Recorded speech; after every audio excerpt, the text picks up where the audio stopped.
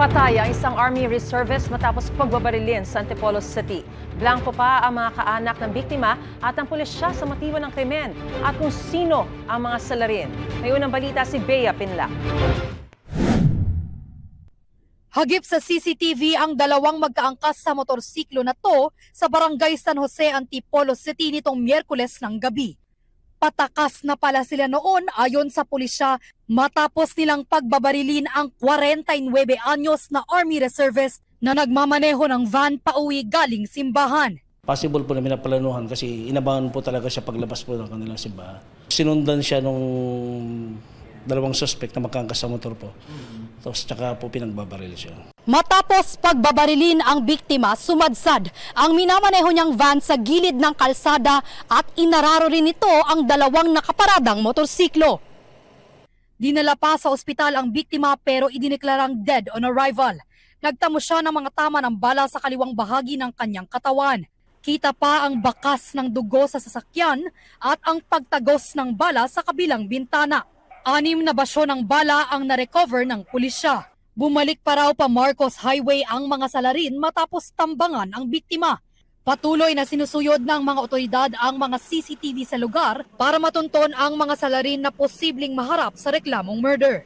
Hindi naman makapaniwala ang anak ng biktima sa sinapit ng kanilang ama.